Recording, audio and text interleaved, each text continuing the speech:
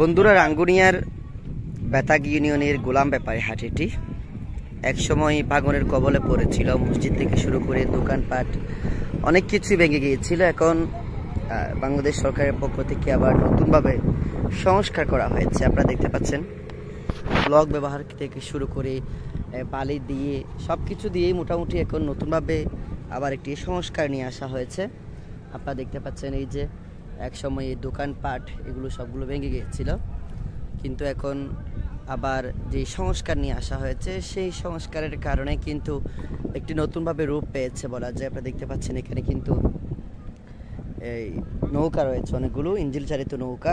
এদিকে হচ্ছে আপনার গোলাম ব্যাপারী হাট, এটি হচ্ছে গোলাম ব্যাপারী হাট। অপর দিকে হচ্ছে বারামবাঘাট, হয়তো আপনারা একটু নৌকা দেখতে পাচ্ছেন।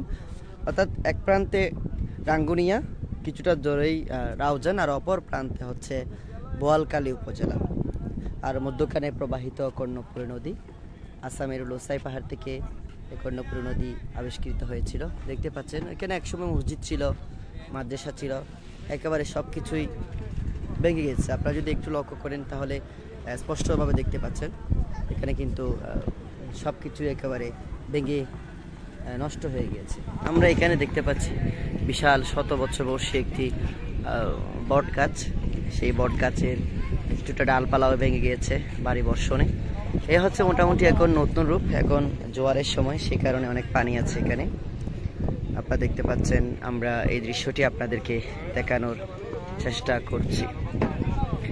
বিভিন্ন জায়গা থেকে মানুষরা কর্ণপুরী নদী পার হয়ে বোয়ালখালী যায়। এই যে নদী দেখতে পাচ্ছেন, নদীতে উঠছে সবাই। আবার নৌকা ভ্রমণের জন্যও কিন্তু অনেকে এখানে এসে থাকেন, পুরোটা নৌকা ভ্রমণ করেন। আর দিকে হচ্ছে নাজিরাছড়, অনেকেই নাজিরাছড়ও কিন্তু ওখানে যান।